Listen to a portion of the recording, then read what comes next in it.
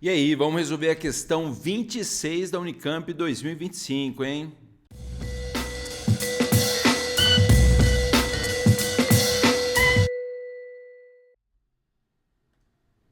Fala, sou louca, sou louco. Prof. André do História em Casa, nessa resolvidinha do saber. Vamos para a questão 26 aí da Unicamp 2025. E você já sabe aí pra gente, né, dar aquela impulsionada no canal, ativa o sininho aí, segue a gente em todas as plataformas sociais e também dá o like no vídeo aí, muito relevante aí, dá o seu like aí, é só fazer um joinha aí, não fazer só o joinha, aperta o joinha aí, mas vamos sem perder tempo aí para a questão 26, que trata sobre alforria indígena na América Espanhola. Vamos dar uma olhada aqui enquanto eu dou uma diminuidinha, né, no Prof. André aqui, então, só acertar. Mas vamos lá para a questão 26, que pega, então, esse texto aí falando, né, inicialmente a gente não sabe aí, mas é uma indígena, né, tentando aí a sua alforria junto aos seus senhores, olha lá. Em meados de fevereiro de 1765, então século XVIII, Juana Antônia Gomiciaga, por intermédio do procurador de pobres, olha lá, tinha um procurador de pobres, hein? Diego Toribio de la Cueva, se apresentou ao Cabildo de Santiago. Para quem não lembra, aí Cabildo era uma instituição aí, né, similar ao que para nós aqui no Brasil colonial era a chamada Câmara Municipal. Então, o Cabildo era uma espécie de, muito entre aspas, aí, prefeitura, né? Ela confiava que o foro da justiça local, então a justiça local, então está pegando essa questão, né, aqui da América espanhola, pudesse dar solução ao seu pedido principal. Qual que era, né, o seu pedido principal? Obter o reconhecimento da sua liberdade, nossa senhora, aqui, o reconhecimento de sua liberdade, que, de acordo com sua versão, havia sido concedida verbalmente por sua senhora Francisca Josefa Gomiciaga, em fevereiro de 1751, então alguns anos antes aí. Nas palavras do procurador, a liberdade havia sido concedida devido à piedade e compaixão. Contudo, essa alforria verbal, né, essa liberdade, aí, a concessão da liberdade verbal, ao longo do tempo, foi desconsiderada pelas senhoras de Juana, o que motivou a escrava Juana Antônia a recorrer à área judicial. Então está falando aqui, né, da escrava ou escravizada, né, Juana Antônia. Então está aí traduzido e adaptado de González, Los Matices de la Resistência, os matizes da resistência, trajetórias vitais de mulheres escravizadas ante a justiça eclesiástica de Santiago, Chile, nos séculos 17 e 18. Então, aí para você, né? Então, autoctonia, Santiago. Tendo em vista seus conhecimentos sobre a América Espanhola e considerando as informações presentes no excerto sobre o caso de Juana Antônia Gomiciaga, assinale a alternativa correta. Bom, primeiro uma questão aí só, né, antes da gente começar aí de resolver, é que não está colocando muito bem a questão, né, se era uma escravizada aí, indígena ou uma escravizada negra africana ou descendente aí de africanos, né? Bom, mas era, né, isso até a gente associar também, né, o trabalho compulsório, o trabalho forçado que existia na América Espanhola, além da escravidão africana, mais preponderante aí nas ilhas da América Central, na região da América Central, como o caso de Cuba, né, São Domingo ou Haiti lá e tal.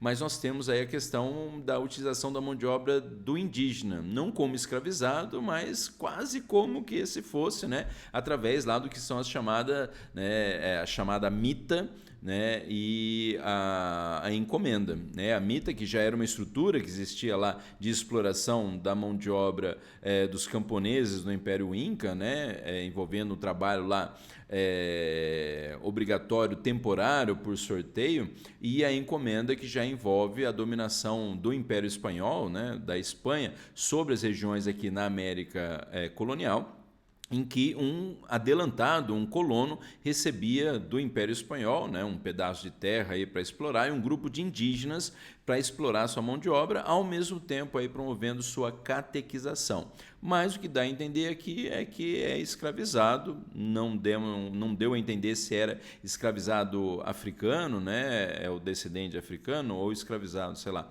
indígena, né? Vamos considerar a escravização africana. Mas vamos lá, então, para a alternativa correta, então, sobre as relações. Primeiro aqui, as ações judiciais resultaram em um questionamento da sociedade escravocrata. O texto falou sobre o questionamento da sociedade escravocrata? Na verdade, não. O texto falou aí, então volta toda hora no texto, a hora que você quiser, dá uma pausa aí, um pause aí no vídeo para você ver, né, para você ler com calma, mas em nenhum momento está falando desse questionamento da escravidão, né, ou da sociedade escravocrata, melhor, por conta delas. Fala, por conta delas foi decretado o fim do sistema de escravidão africana no século XVIII. Bom, não tenho agora essa informação de quando tivemos o fim da escravidão africana, né, em território da América Espanhola, até porque, como já falei, foi mais predominante a utilização da mão de obra das populações indígenas, né, originárias e tal, né, e de novo, né, por mais que a gente não tenha, como não tenho informação agora aqui de cabeça de quando o Império Espanhol acabou com a escravidão, ou decretou a escravidão, o texto não apresenta uma crítica, um questionamento à sociedade escravocrata. Portanto, a alternativa A, já vem como a mais errada aí, hein? Lembrando lá, a letra B. A resistência à escravidão indígena, bom, então aí de novo, como falei para vocês, não está muito claro de qual escravidão aí o texto está falando, né?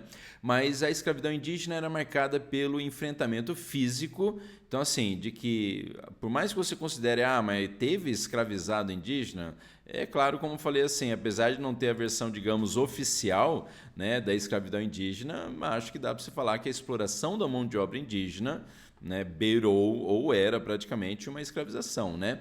Mas está falando que a escravidão indígena, né, teve uma resistência aí muito grande a esse processo, então, de que os indígenas enfrentaram aí, né, fisicamente, através de armas, a escravidão indígena? Acredito que sim, né? Mas olha o que o resto da alternativa fala. E no caso da resistência africana, então na resistência, né, dos escravizados africanos ou afrodescendentes à escravidão, predominava a postura passiva, então de que não teve nenhum tipo de resistência, né, africana à escravização de africanos. Pô, acho que está totalmente errado aí, se você for, né, levar em conta não só os quilombos aqui na América portuguesa, né, no Brasil e tal, mas de falar que eles foram passivos, os africanos, à escravização. Cadê aqui você? Totalmente errada aí a letra B, hein? Letra C, então, agora aí, ó, de que embora houvesse demandas jurídicas dos escravizados, havia, né, demanda jurídica do escravizado, e olha que importante, voltando lá no texto, tinha justamente até esse procurador de pobres aqui e tal, então tinha como a galera, né, no caso aí pobre ou escravizado e tal, acessar aí a justiça, né, demandas jurídicas e tal. Mas olha lá, o império era inflexível, o império, então, o Império Espanhol, né, era inflexível, não aceitava nenhum tipo aí aí vai lá, quanto a essas negociações na justiça, como demonstrado no excerto, então, de que era inflexível, de que não, né, uma pessoa inflexível nem aceita aí, de repente, sei lá, né, o levantamento de uma questão aí e tal, né? Então, está colocando aqui de que por ter aí esse procurador de pobres, então já existia uma possibilidade ali, né, no século XVIII, dessa defesa aí de interesses, né, ou de demandas jurídicas. Então, na alternativa, né, C aqui tá errada, porque está dando a entender que o Império Espanhol é inflexível quanto a essas negociações à justiça. Não, né? Ele aceitava algumas possibilidades. E aí que nós temos na letra D, então, que você vai falar, professor, essa aqui que é a correta, porque você falou que todas as outras estão erradas e tal. Bom, vamos ver. Na letra D aí, os estudos sobre a escravidão têm demonstrado que muitos escravizados, né, então está falando lá da luta através da justiça de um escravizado pelo reconhecimento da alforria, né, pelos seus donos lá e tal, pelos seus senhores. Em várias estratégias articulavam a luta pela liberdade na justiça. Então olha lá, que muitos escravizados, entre várias estratégias que envolviam, é claro, acredito, a luta, a resistência física e tal, articulavam a luta pela liberdade na justiça. É o que dá a entender, o texto está falando ali, não está falando das outras formas, né, de lutar contra a escravidão, mas está falando aqui que, né, existia essa possibilidade de lutar pela sua liberdade ali, como foi, né, ou por alguma questão, demanda jurídica, através aí, né, da justiça. Então, a alternativa D está deliciosamente correta aí para você, que espero que tenha acertado aí, né, essa questão, e espero também aí que você tenha entendido, né, a resolução dos exercícios, e conto aí com o seu like se você esqueceu, né, e também ativar o sininho, compartilhar o canal aí com a galera também que prestou a Unicamp e que de repente não entendeu aí, né, porque a alternativa está correta. Mas é isso aí, espero que você tenha curtido e até a próxima resolução da Unicamp que vem na sequência aí, já está na sequência, hein? Até mais, falou, valeu!